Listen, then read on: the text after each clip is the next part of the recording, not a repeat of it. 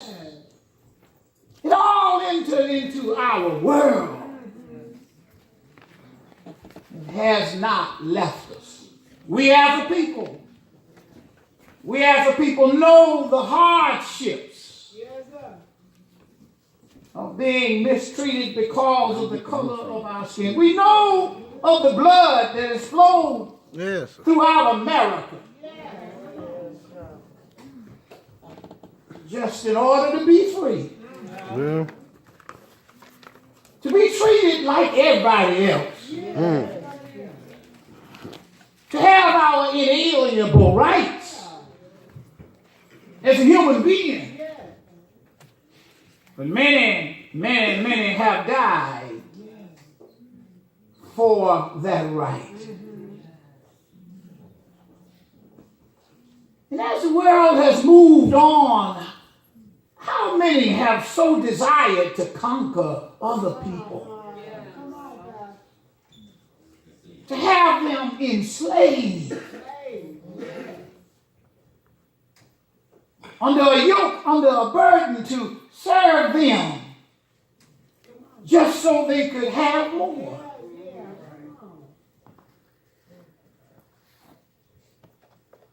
And as we became more technologically advanced, we learned quicker and more devastating ways to kill each other. We find ourselves now in a period of time where people have weapons, the kinds of weapons you use on the military battlefield. It's bad enough that we justify and talk about that.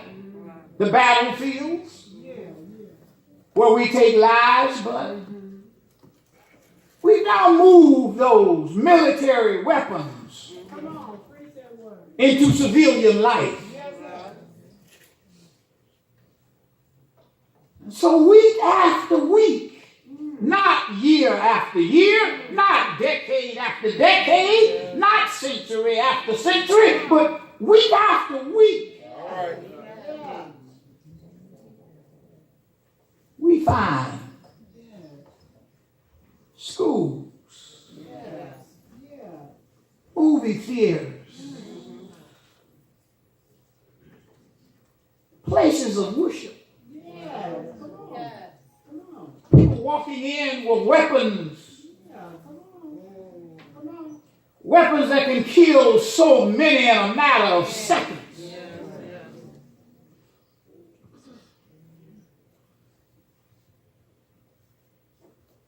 And then we watch. We watch our politicians say, this is not the time to talk about guns. We need to respect the families. Let's not talk about guns.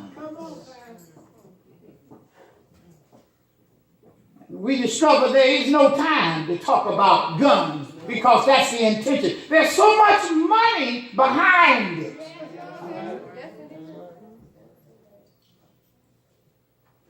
That we fail to weep with those who weep. You see, it's so fleeting. It has no meaning that it just skips from one to the next. No one is really weeping with those who weep. For when you weep with those who weep, you mourn with those who mourn. You feel the depths of it in your spirit. It's not just a saying that our prayers and our condolences are with you.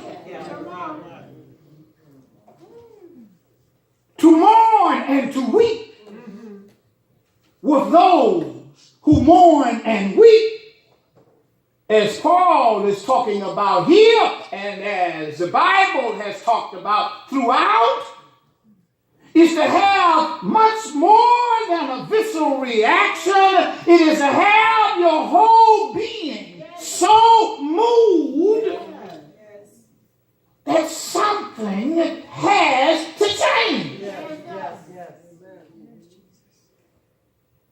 But the empty words of my prayers and my condolences are with you is nothing more than a cover not to deal with it and not really to feel it. To see little children shot down in school. To see their parents and their loved ones mourning a child that will never grow up. And to say that we shouldn't talk about it. And to go from one day to another is nothing but an atrocity and a sin before God. And God sits there weeping. All right, come on. Over his earth. Weeping over his creation. Weeping over humankind. The shortest verse in all of the New Testament is a subject and a verb. John 11:35. Jesus wept. Jesus wept. You see, this thing about death is something that we never get used to. All right. It's something that is so difficult for us because it's a separation that is final on this earth. It creates a barrier, a chasm, an abyss that cannot be crossed. And so it stirs something in us.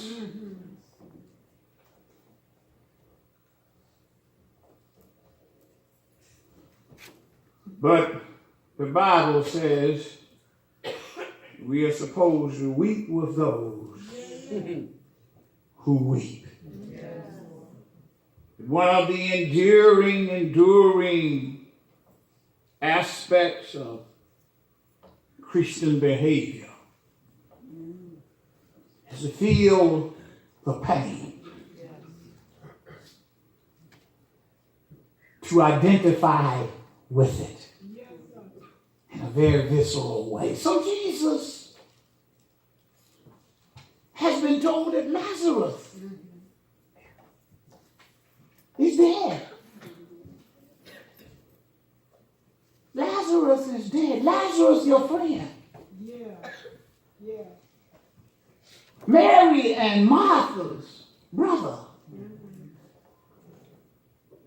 He's dead. And Jesus says, we'll go because I must go and wake him from his sleep. They thought that he was talking about natural sleep. They said, he'll wake up on his own. No, he's dead. We'll go in a couple of days. And on the way, before he got there, Martha met him. Lord, if you had been here, All right. my brother would not have died. Did you notice that the text says, and Jesus was deeply disturbed. There was a deep emotion. The word is the word used for the snorting of horses. It was an inarticulate groan. It was something that was so deeply within his being. It was at the point of his spirit that he was so disturbed. What was Jesus disturbed about. He was weeping with Martha's weeping inside. And first of all, it moves you inside. Then he ran into Mary. Martha went back and told him, said, Jesus is here. He wants to see you. She came and she fell at his knee and she said the same thing. If you had just been here, my brother would not have died. But Jesus had said, do you all, both of you, do you understand? That he that liveth in me All right. shall never die. And he that dies in me shall live again. Do you believe this? Martha had said to him, I believe that thou art the Christ, the Son of God, the one that has been sent. And so Jesus moves on further toward the village. Take me to where he is. Take me to where yet again in this life we have encountered death. Take me to that place. Take me to that moment. Take me to that situation where old man death that we all carry has slow walked us down. Take me to the moment. Take me to where heaven and earth come together. Take me to where all eternity meets, where death steps in and takes one of our loved ones. And there it said, Jesus wept.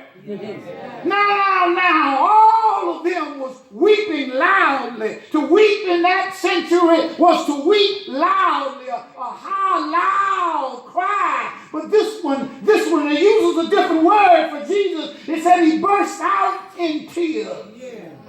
I tell you this, the scholars have wrestled with this, and some don't want to accept it like it is. Some say, well, it could not be that Jesus was crying about the death of Lazarus, since he already knew that he was going to raise him. And I hear that. But I also hear Paul said, weep with those who weep. All right. And I think that in his spirit and in his being, Jesus saw the pain. There's something wrong with a world who can't see the pain. There's something wrong with a place and a world that can't see that certain things should not be done to children. There's something wrong with those who don't know how to weep, with those who weep. But you see, there's also a difference for those of us who weep with those who weep. We weep with them not without a hope, not with the understanding that this is different for us. Not that it's all over for us. For Jesus has said, when he said to Mary, Martha said, I know I'll see him in the resurrection. But I hear Jesus say, I am the resurrection. The resurrection is with you right now. And if you got Jesus in your life, if Jesus walks with you and talks with you, no matter how difficult it gets, no matter how cruel the world is, no matter how evil is all around us, I come to tell you that it ain't over yet. The weeping may endure for a night, but joy cometh in the morning. Joy! Rejoice with those who rejoice. The only way you can rejoice is because you are wrapped up in Jesus. Keep your hand in God's hand. And no matter how difficult it gets, no matter what it looks like, oh yeah, after a while, all of this is going to be over. Father alone, we going to understand it. We can't understand it now. God, why don't you do something about it? God,